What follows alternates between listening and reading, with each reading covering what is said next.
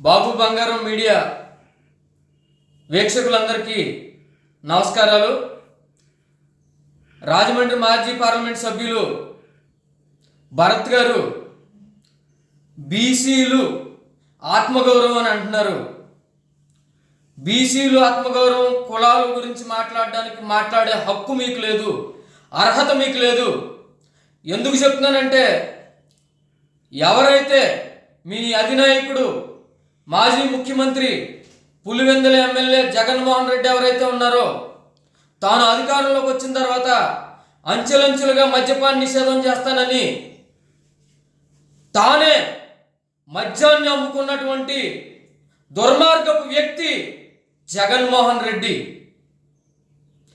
ఎవరైతే గౌడ, శెట్టిబల్జ, శ్రీశైన, యాత, ఈడిగ కులాలు, కళ్ళు గీత, మద్యం షాపుల మీద ఆధారపడే కులాలు ఏవైతే ఉన్నాయో వారి పొట్టగొట్టినటువంటి వ్యక్తి మీ పులివెందుల ఎమ్మెల్యే మాజీ ముఖ్యమంత్రి జగన్మోహన్ రెడ్డి అని తెలుసుకోమని మీకు చెప్తున్నా.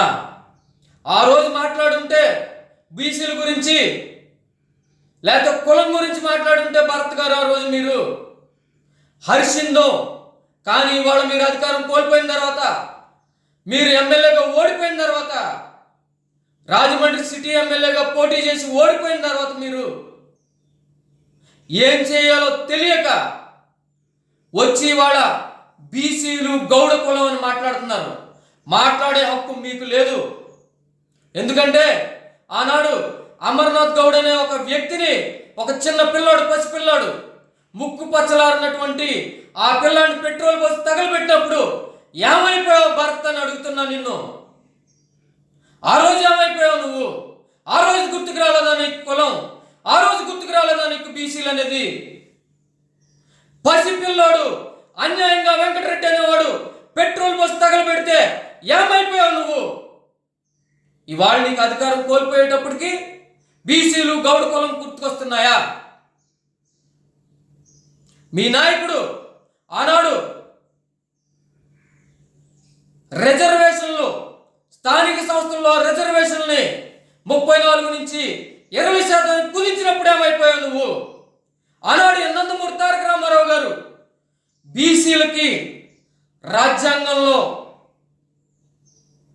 రాజ్యాధికారంలో వాటా లేదు, అధికారం లేదు, బీసీలకు అధికారం కల్పించాలనే సదుద్దేశంతో బీసీలను రాజకీయంగా ఎదుగుదల కోసం స్థానిక సంస్థల్లో, అంటే గ్రామ పంచాయతీలు కావచ్చు, మండల పరిషత్తులు కావచ్చు, జిల్లా పరిషత్తులు కావచ్చు, వీటిల్లో 34% రిజర్వేషన్లు ఇచ్చి ఆనాడు మనల్ని, బీసీ కులాలు ఏవైతే ఉన్నాయో వారిని రాజ్యాధికారానికి తీసుకొచ్చినటువంటి పార్టీ తెలుగుదేశం పార్టీ. కానీ నువ్వు వచ్చిన తర్వాత అదే రిజర్వేషన్ని, 34% ఉన్నటువంటి రిజర్వేషన్ని ఎందుకు కుదించావని అడుగుతున్నా. కుదించినప్పుడు, మీ నాయకుడు కుదించినప్పుడు నువ్వేమైపోయావు? నోట్లో ఏమైనా పెట్టుకున్నావా? ఆ రోజు నాయకుడికి జడిసి, కేవలం మీ నాయకుడు జడిసి మాట్లాడకుండా ఈరోజు వచ్చి బీసీలు ఆత్మగౌరవం అని మాట్లాడుతున్నావు. 34% రిజర్వేషన్ని 20% తీసినప్పుడే మన ఆత్మగౌరవం పోయింది. ఆనాడు పోరాడుంటే, బయటకు వచ్చి పోరాడుంటే ఇవాళ నీ వెనక మేమందరం సైన్యంలాగా పనిచేసేవాళ్ళమే. కానీ అధికారం కోల్పోయిన తర్వాత నువ్వొచ్చి చాలా దారుణంగా మాట్లాడుతున్నావు. బీసీలకు ఆత్మగౌరవం అంటున్నావు. ఆనాడేమో రీల్స్ చేసుకున్నావు నువ్వు పార్లమెంటు కారిడార్లో. ప్రజలకు ఏం చేసావు నువ్వు? బీసీల గురించి ఏం మాట్లాడావు? లేకపోతే ఆనాడు మద్యం, అంచెలంచెలుగా మద్యపాన నిషేధం చేస్తానని మోసం చేసినటువంటి మీ నాయకుడు, మీ పార్టీ గురించి ఆ రోజు మాట్లాడుంటే ఇవాళ హర్షించేవాళ్ళం. కానీ నువ్వు ఓడిపోయేటప్పటికి ఏం చేయాలో దిక్కు తోచట్లా. నీకు దిక్కు తోచక నువ్వొచ్చి బీసీలు ఆత్మగౌరవం అంటున్నావు. ఎస్సీల ఆత్మగౌరవం అంటున్నావు. ఎస్సీల ఆత్మగౌరవం గురించి నువ్వా మాట్లాడేది? నీ పార్లమెంటు పరిధిలో నీ పక్కన కోతవేటు దూరంలో రాజమండ్రికి 20-30 కిలోమీటర్ల కోతవేటు దూరంలో కిరణ్ అనే ఒక కుర్రాడికి శిరోమండనం చేయించినప్పుడు ఏమైపోయావు అని అడుగుతున్నా. ఆ రోజు డ్రైవర్ సుబ్రహ్మణ్యాన్ని అనంతబాబు డోర్ డెలివరీ చేసినప్పుడు ఏమైపోయావు అని అడుగుతున్నా. పార్టీ నుంచి ఎందుకు సస్పెండ్ చేయలా? అనంతబాబుని పార్టీ నుంచి సస్పెండ్ చేయకుండా అతన్ని జైలు నుంచి తీసుకొచ్చేటప్పుడు పోలీసులను పెట్టి అంగరంగ వైభవంగా ఊరేగింపుగా తీసుకెళ్ళటమా? సిగ్గుందా అసలు మీకు? సీముందా అని అడుగుతున్నా. మనుషులేనా మీరు? మానవ మృగాలు అని అడుగుతున్నా. ఎకనైనా మారండి భరత్ గారు, ప్రజల్లోకి రండి. ప్రభుత్వం చేసే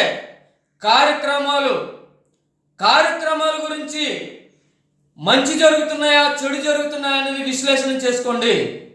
అంతేగాని ఆనాడు 2019 నుంచి 2024 వరకు రాక్షస పాలన ఈ రాష్ట్రంలో జరిగింది. రాక్షసుడు పరిపాలించాడు.